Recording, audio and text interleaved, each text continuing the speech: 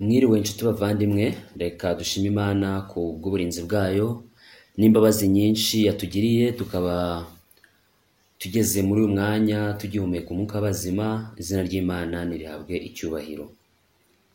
Muri uyu mwanya ndetse n'umunsi w'isabato, umunsi w'ikiruhuko, umunsi nanone nk'uko mubizi murebye ku matariki uhuriranye n'igihe abantu bari mu kiruhuko navuga cya COVID, aho ku isi hose abantu bose bagomba kuba bari hamwe mu ngo zabo nta gusohoka ngo bajye hanze kubera ikibazo isi ifite cya COVID-19 cyangwa se COVID-19, virusi iri kwica abantu hirya no hino ku isi.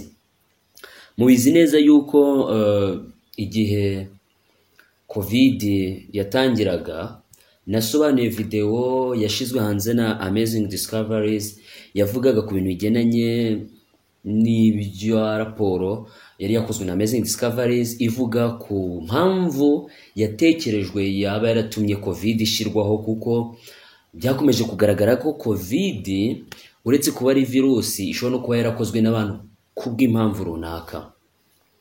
Muri uyu mwanya rero ngarutse kugira ngo tugire ibintu tuganira bitandukanye ku ngingo nanone igendanye n'ubuhanuzi, kugaruka kwa Yesu no kurangira kw'isi.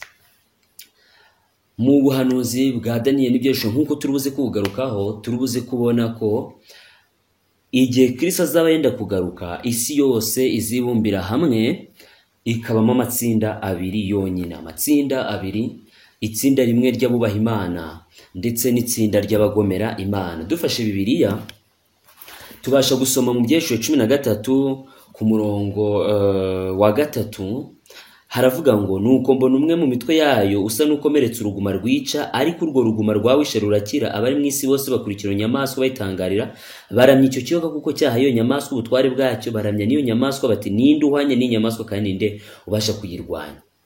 Hano hari ubwami, hari ubutegetsi, ubyanditswe byera bigaragaza yuko ubwo butegetsi buzigarurira isi, kandi nyuma yo kuyigarurira abantu bose bari mu isi bakirukanka inyuma y'ubwo butegetsi, kuko inyamaswa yakomeretse uruguma. Ariko noneho inyamaswa, mbere yuko wenda tujya no kuyisobanura ngo tuvuge iyo ariyo, inyamaswa mu buhanuzi bisobanuye ubwami, nk'uko tubibona muri Daniel 7 aho twabonye inyamaswa enye zavuye mu nyanja, aho noneho Daniel 7:17 bavuze ngo inyamaswa ya kane izaba ubwami bwa kane ku isi. Nuvuga ngo rero, nuvuga ngo inyamaswa bivuze ubwami, bivuze ubutegetsi.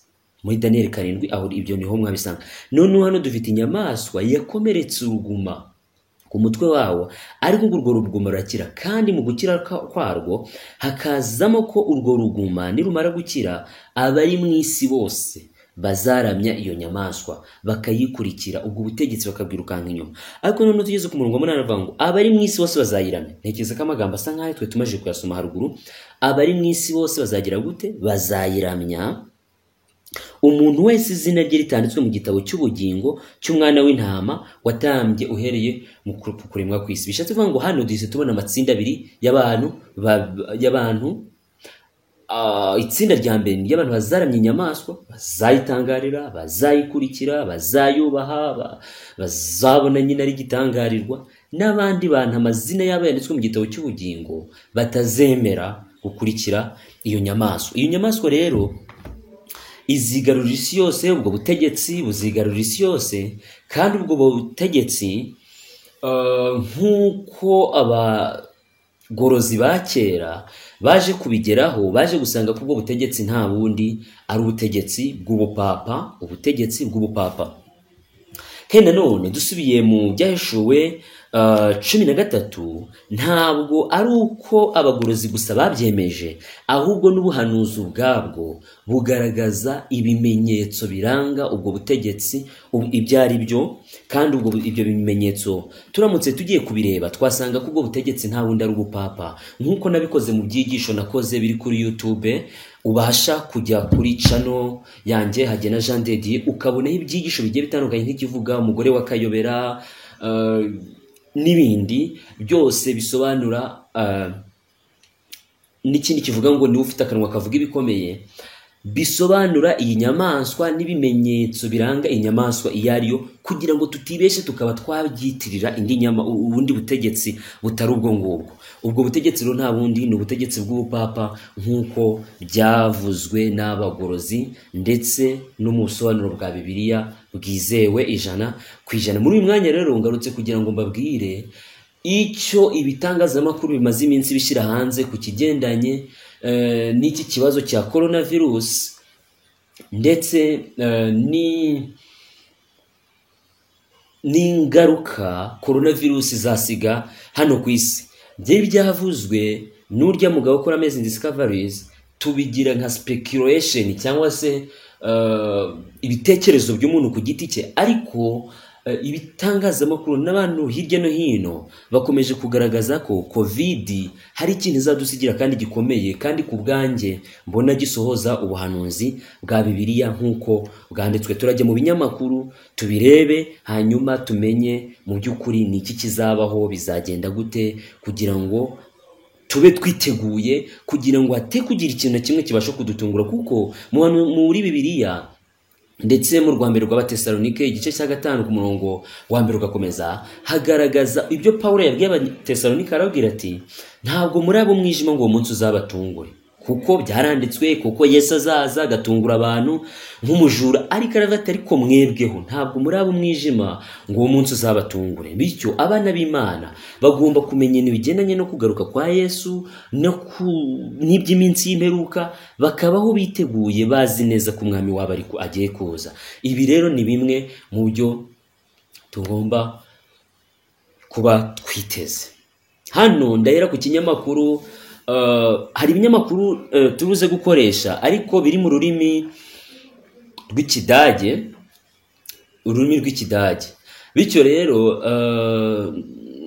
abantu bakeneye kureba izo nkuru mu rurimi babasha kumva nk'Icyongereza babasha gukirika aha hantu, cyangwa se aha hantu hitwa ngo Google Translate. Nkuko mubibona Google Translate, na hano hakaza ngo translate this page. Iyo hakanze babasha gukura ibintu mu ndimi tumva bakabishira mu rurimi wumva, cyane cyane nk'Icyongereza cyangwa se n'ubukoresha Igifaransa. Ibyo ni ibintu babyoroshye. Murabona ko iki kinyamakuru ni Ikidage ariko ngiye kugisoma mu rurimi rw'Icyongereza. Baranditse ngo World Order according to Corona. Ngo World Order, ubundi World Order bisobanuye ngo gahunda y'isi bitewe na corona, niko ikinyamakuru cyanditswe. Erdogan announced the end of globalism. Erdogan yavuze iherezo rya globalization. Ntabwo ari ikintu tugiye kwinjiramo ako kanya, ahubwo ngiye mfite icyo nshaka kugeraho. Hano haranditse ngo Turkish President Recep Tayyip Erdogan announced on Monday the creation of the new world order. Ngo murebe igihe ibi bintu byandikiwe ni tariki ya 4 z'ukwa 6 2020. Ni muri ibi bihe turimo. Baravuga ngo perezida wa Turkiya Recep Tayyip Erdogan yatangaje kuwa mbere ibyo kuremwa kwa gahunda nshya y'isi. Ndamanuka hano hasi nsoma amagambo y'ingenzi nshaka ko dutindaho mu byo yavuze. Yaravuze ngo we can see very clearly that after the corona pandemic nothing will be the same as it used to be. Ngo tubasha kubona neza ko nyuma y'icyorezo cya corona nta kintu kizaguma uko cyari kiri nkuko cyari gisanzwe. We will work harder to take our strong place in the new world order. Ngo tuzakora uko dushoboye kugira ngo tubone umwanya duhagararamo muri gahunda nshya y'isi. In the process we need the hard work and skills of every citizen in our country.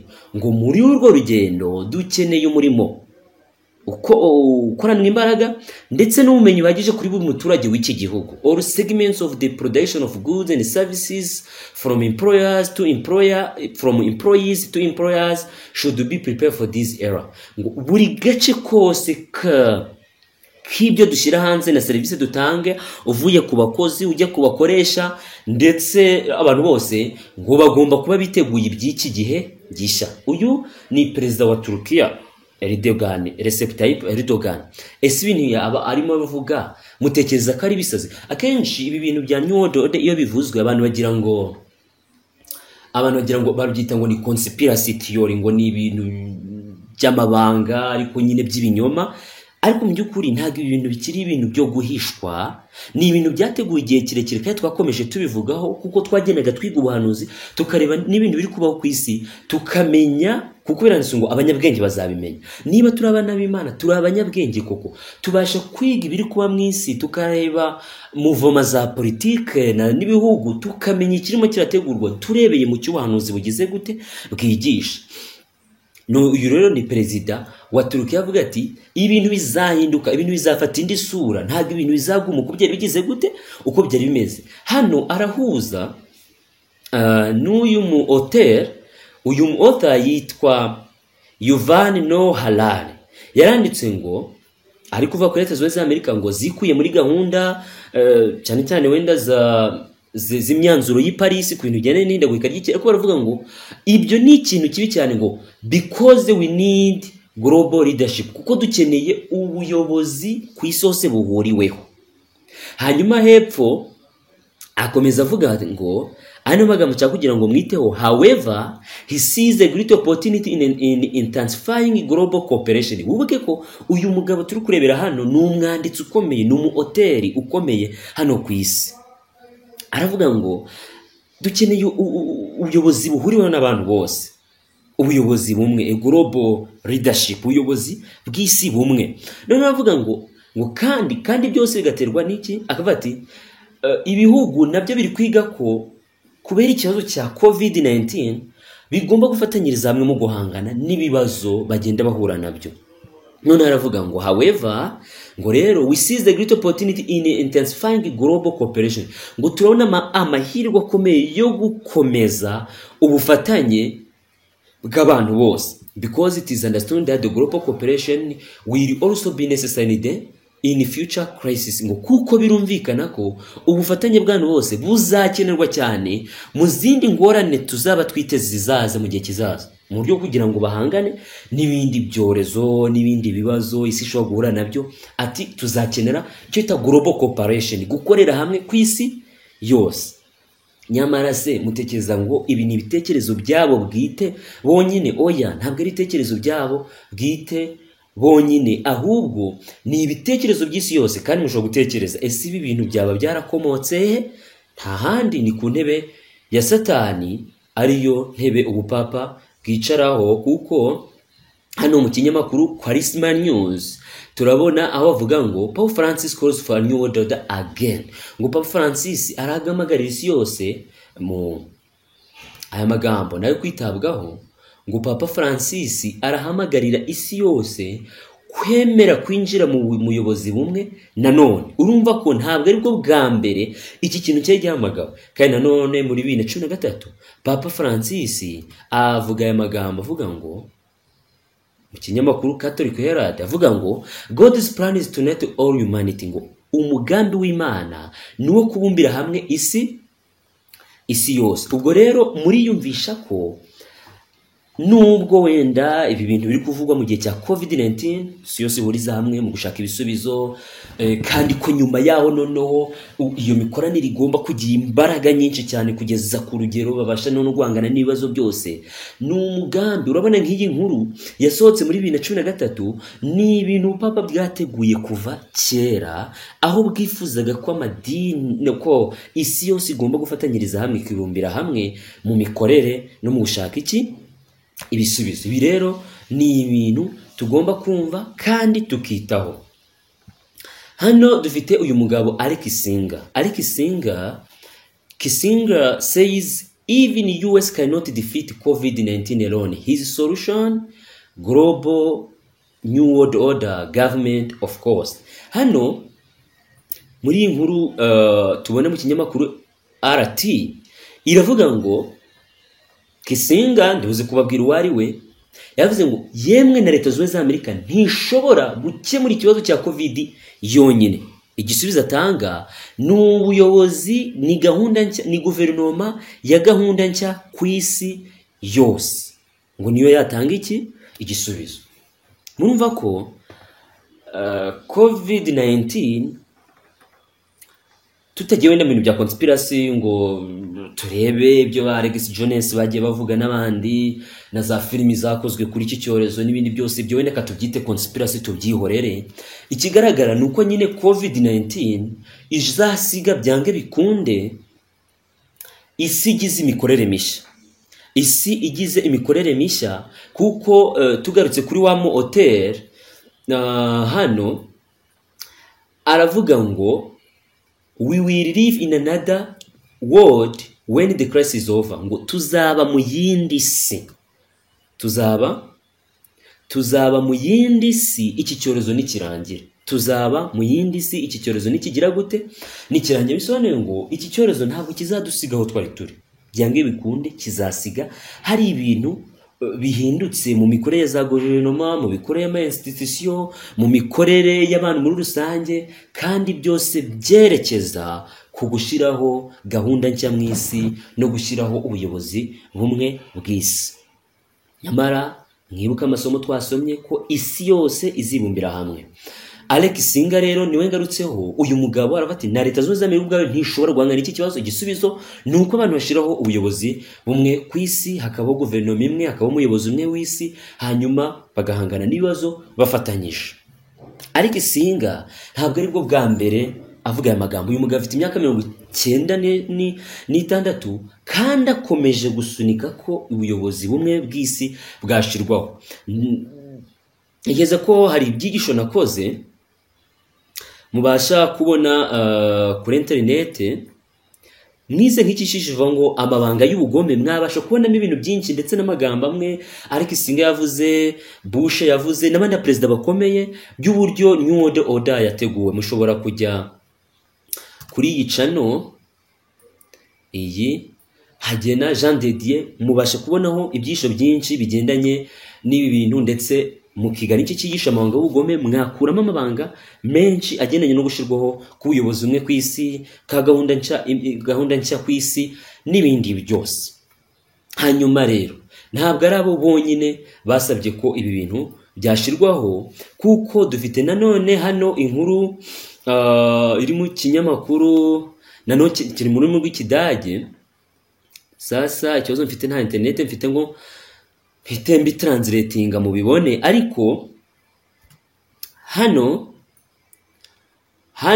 mu rurimi rw'Icyongereza handitsemo ngo Angela Merkel ni chancelier w'Ubudage, ni ntekereza ko ari umuyobozi ukomeye, ntabwo nzi icyo ashinzwe, ni nka perezida w'Ubudage.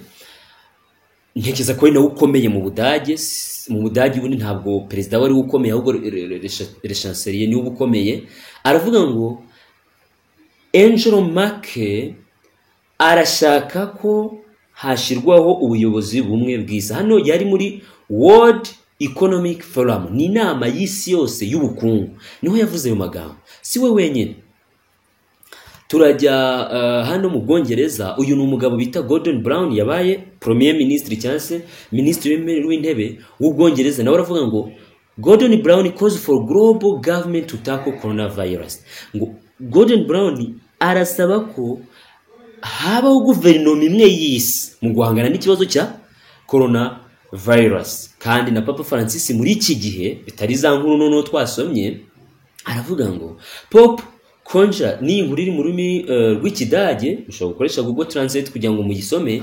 Ngo Pope Konja unity of all people in the fight against corona. Ngo Papa nawe ari inginga ko habaho ubumwe bw'abantu bose mu kugira gute, mu guhangana n'ikibazo cya coronavirus. Rero nasomye mu kinyamakuru kimwe nuko cyo nibagiye kugishyiraho, bavuze ati isi yose iri gushaka guhagurukira hamwe mu kurwanya ikibazo cya coronavirus.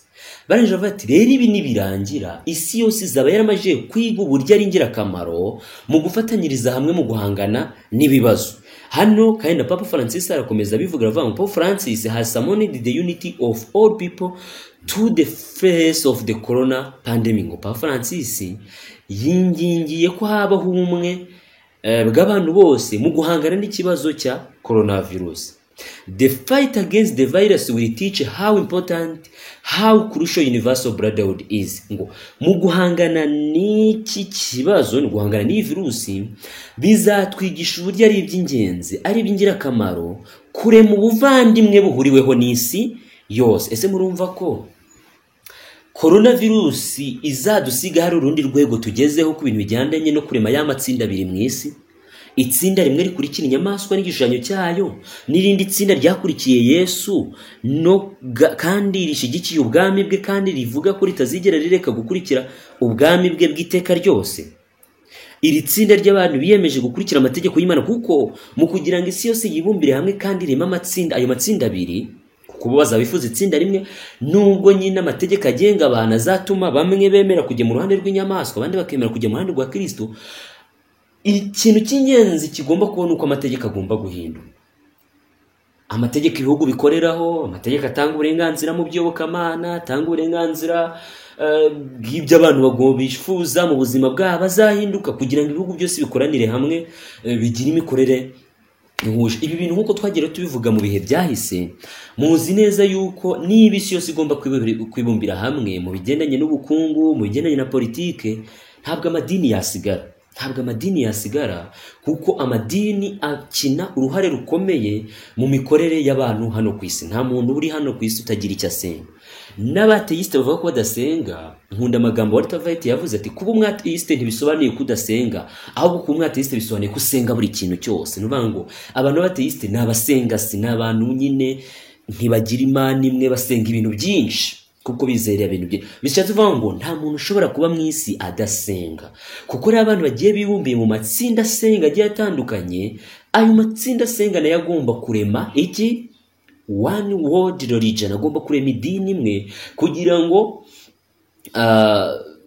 guverinoma imwe iboneke. Si guverinoma gusa, ahubwo kugira ngo abantu bose bakorane kandi bahuze ibikorwa, nuko hagomba kubaho idini imwe ku isi. Ariko na mbere yuko njya kuri ibyo, ndagira ngo mbibutse yuko ibi bintu turi kubabwira ntabwo ari conspiracy, ni ibintu byandikwa mu binyamakuru, byandikwa ahantu hose. Ahubwo igitangaje nuko abantu batabyitaho ngo babyige babimenye. Nkangaha iki ni ikinyamakuru Lifesite News. Iki kinyamakuru usoma iyi nkuru yasohotse muri 2018, iravuga ngo, soma hano, The United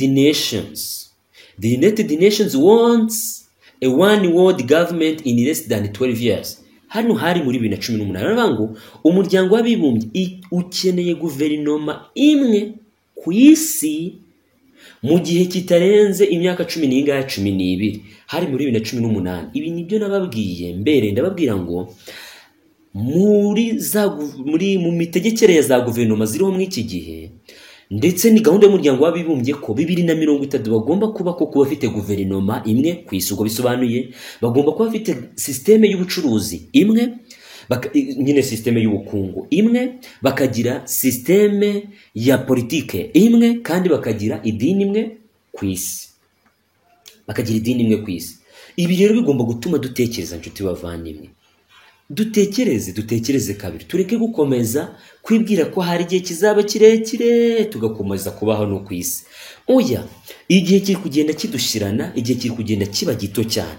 Niba uyu munsi turi 2020, niba turi kubara ngo 2030, umuryango w'abibumbye ukeneye ko abariho idini imwe ku isi, guverinoma imwe ku isi, mu by'ubukungu, politike n'ibindi, imyidagaduro n'ibindi. Ese turatekereza ko 2030 ni kera? Imyaka 10 gusa. Kandi ntabwo bikeneye ko 2030, ahubwo bikeneye mbere yaho. Je tuvuga ngo bibashobokeye bikaba mbere yaho, byaba ari iby'agahebuzo kuri bo. Rero ibi biraduhamagarira kwitegura no kubaho rwose twiteguye, tugahindura imikorere yacu. Noneho tugarutse mu rubuga rw'iyobokamana, mwibuke video nigeze nakora ivuga ngo, ngiye hano titre, kwifatanya kw'amadini no kurangira kw'intambara ikomeye. Iki ni igice cya mbere, ariko hariho n'igice cya kabiri, nayo mushobora gusanga ku rubuga rwanjye. Hano muri buze kubona yuko hari amagambo nashatse kugira ngo twiteho muri izi video. Ntekereza ko mwazirebye, cyangwa se batarazi byashobora kujya bakareba, harimo muri iyi video harimo akavideo k'umugore aho mu nama ikomeye yari yabaye, aho umugore yavuze ngo yes we want one world religion, ngo yego dukeneye idini imwe ku isi. Hano hari muri 2014 uwo mugore w'umuyisilamu abivuga, yari inama yahuje icyo bita World Council of Churches, inama y'amadini y'isi. Muri 2014 yari yabereye muri Seoul muri Korea y'Amajyepfo. Dukeneye idini imwe ku isi. Umva, nagerageje kuzana ibintu bigiye bitandukanye kugira ngo nkwereke ko ibi bintu ntabwo nk'uko wenda bigitangira kuvugwa abantu babyitaga ngo ni conspiracy, ni ibintu utapfa gusobanura, utapfa kugaragaza, ahubwo ni ibintu nyine by'ibanga abantu bavuga gusa kugira ngo bakure abana imitima. Ariko ibi bintu none byanditswe mu binyamakuru, turabibona hirya no hino mu binyamakuru, tubasha ubwacu kwigereraho tugasoma. Bityo rero tugomba kumenya yuko hari ikintu kirimo kirategurwa kandi icyo kintu kiri hafi kutugera. Ndagaruka kuri Eric Singa ntekereza ko namaje kumuvugaho kandi muramwibuka, ari mu bateguye ubuyobozi bumwe ku isi. Ubu ngo barashaje cyane, ariko yanditse igitabo nshaka kugira ngo hano murebe cyitwa ngo Eric Singa. Murabona rya zina Eric Singa nkuko nawe babwiye zina rye. Noneho igitabo yanditse cyitwa ngo murebe World Order, gahunda y'isi.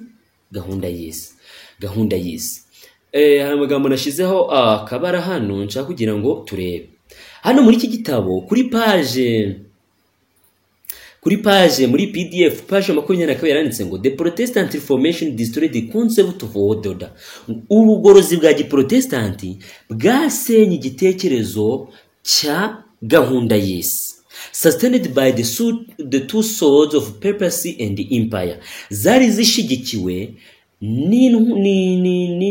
n'inkota ebyiri z'ubupapa ndetse n'iki n'ubutegetsi. Christianity was split and at war with society. Icyo gihe Kristo bwe bwamaje kwigabanya kandi buri mu ntambara hagati yawo. Kuki aya magambo nyazanye kugira ngo mumenye yuko ikintu kimwe cyatumye gahunda y'isi idashirwaho ari ubugorozi bwa giprotestanti. Ubugorozi bwa giprotestanti bwatangiwe na Luteri, ariko nkuko tubise si Luteri wabutangije, ahubwo bwatangijwe na Wycliffe ndetse n'abandi bagorozi. Mu by'ukuri intambara ikomeye igaragaza ko Wycliffe ari wabaye imbarutso, ndetse bigakomeza kuri Luteri akaba Luteri akabishyira hanze, ibintu bigakwirakwira isi yose. Ariko reka tugaruke ku bugorozi bwa giprotestanti. Eric Singa mu gitabo cye World Order yanditse kigaragaza ibya gahunda y'isi nshya, aragaragaza ko ubu Protestant aribwo bwatumye gahunda y'isi nshya idashirwaho. Nkuko mubyibuka muri biriya byigisho mubasha gusubira kuri YouTube mukareba,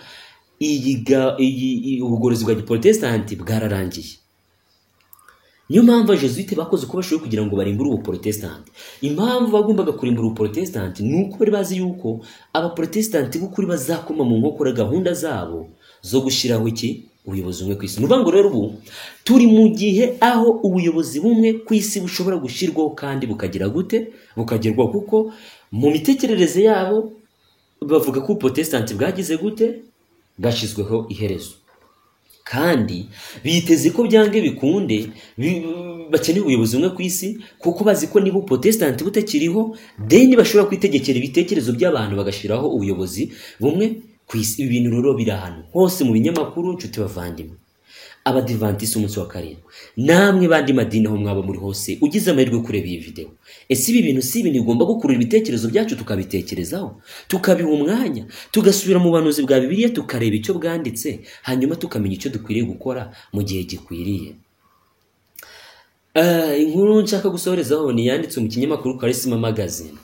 Iki kinyamakuru Charisma Magazine cyanditse inkuru y'ibintu byabaye, nekeza ko iyi video nayo nayikoze y'igihe Papa Francis yahuraga n'uyu mugabo imam witwa Ahmed Al-Tayeb. Nekeza ko iyi nkuru nayikoze w'umuyisilamu bahuriye mu gihugu cya Leta Zunze z'Abarabu, aho basinye nawe inyandiko y'ubufatanye bwa kivandimwe, aho bavuze ngo nitudafatanyiriza hamwe nta kintu na kimwe kizagerwaho. Uzakora ibyawe nanjye nkora ibyanjye, ariko buri gihe bizasenyuka. Ibyo bintu narabivuze kandi nabikozeho video, mushobora kugenda mukayireba kuri YouTube, irahari.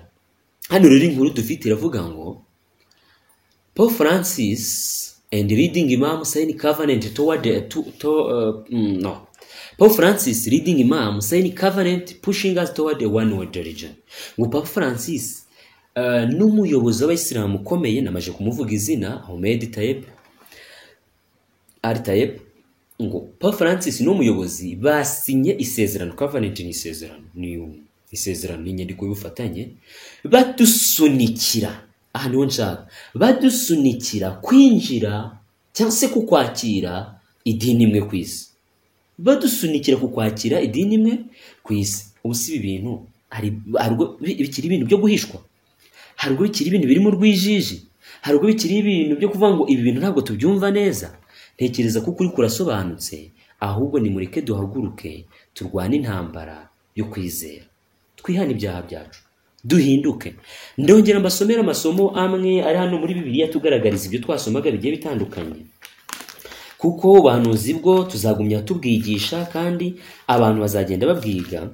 Ariko nkuko namaje gusoma mu Byahishuwe 13 namaje kubisoma, reka tugaruke mu Byahishuwe 17 ahavuga iby'umugore w'umumaraya wicaye ku nyamaswa. Umugore w'umumaraya, umugore bisobanuye idini, umugore w'umumaraya ubwo ni idini ryangirije ryicaye ku nyamaswa, ryicaye ku butegetsi, bisobanuye ngo ni idini rifite ubutegetsi. Iryo idini nta rindi ni Ubukatolika. Ubukatolika ni idini ariko nanone bakagira niki n'ubutegetsi, kuko Papa ahagaze nk'umuyobozi w'idini kandi ahagaze nk'umuyobozi wa guverinoma ya Vatican, afite abambasaderi hafi mu bihugu byose byo ku isi. Niyo mpamvu niwe wavugwaga mu Byahishuwe 17 barandika ngo ku murongo wa 2, niba abami bo ku isi basambanaga nawe, abari mu isi bagasinda inzoga nizo busambanyi bwe.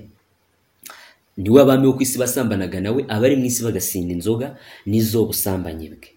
Hanyuma ku murongo wa 13 haranditse ngo abo bahuje inama bahaya nyamaswa imbaraga zabo n'ubutware bwabo, bazarwanya umwana w'intama, ariko umwana w'intama azabanesha. Abo bahuje inama, abaperezida bo ku isi bose, ibihugu byose, abanyapolitike bose, abanyabukungu bose, abatunzi bose, biragaragara mu Byahishuwe 18 havuga ko nta bazasigara uretse abantu bake gusa bubaha amategeko y'Imana, bubaha Imana, bafite ikimenyetso cy'Imana mu bitekerezo byabo, bamaje kwiyegurira Kristo.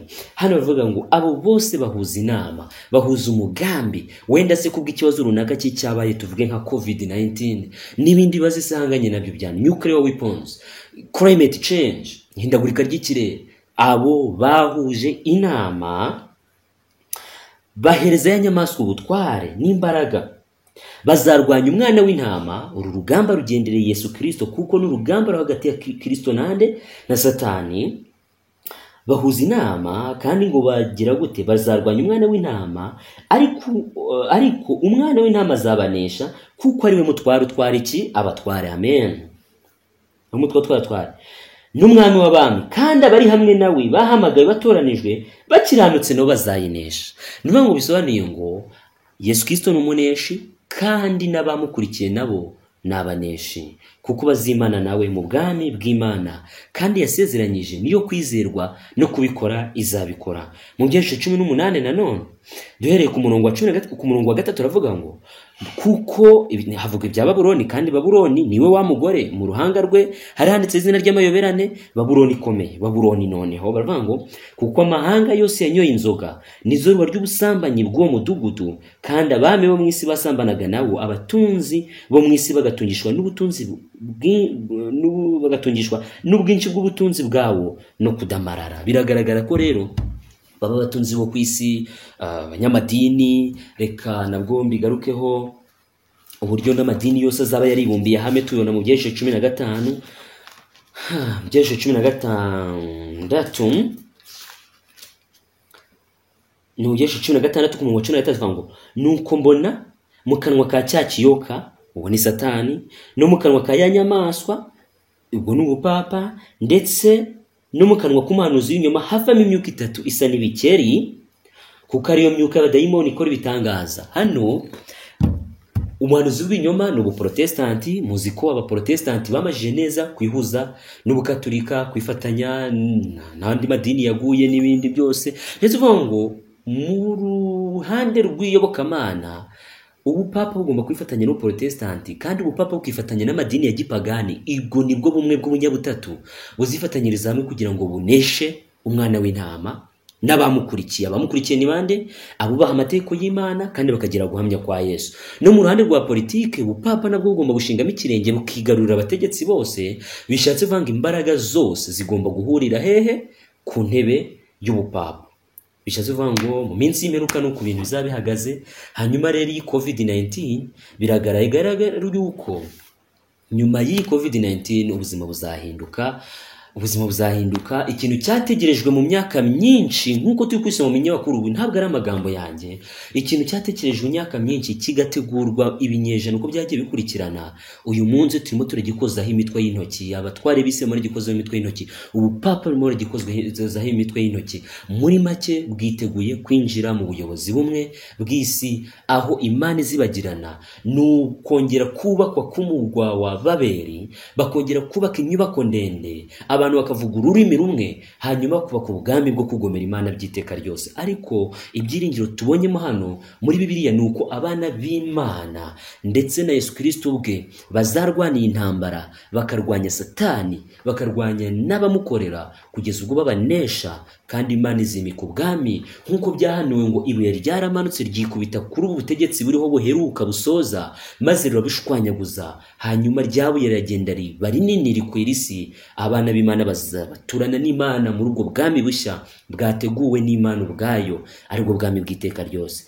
Mbasabye rero kugira ngo Imana ibashoboze kwiyegurira Imana, kandi ibaho ubushobozi bwo kunesha icyaha cyose, inenge yose. Ibaho ubushobozi bwo kwiyegurira Kristo. Mwibuke ko ari mu buturo bwera bwo mu ijuru, ahera cyane, mu munsi mukuru w'impongano, aho ari guhanagura ibyaha by'abanyabyaha bihana bose. Ese wakwemera kwihana ibyaha byawe? Wakwemera kwiyegurira Kristo? Wakwemera gushira ibyaha byawe kuri Kristo akabibambanwa ku musaraba, hanyuma nawe ibyaha byakazabifata akabishyira kuri Satani we nyirabyo, kuko niwe waduteje kubikora, kandi nitwemera kubirekura tuzakizwa kubw'ubuntu bw'Imana. Imana ikomeze kubarinda, kandi Yesu Kristo akomeze kubongerera imbaraga n'ubushobozi.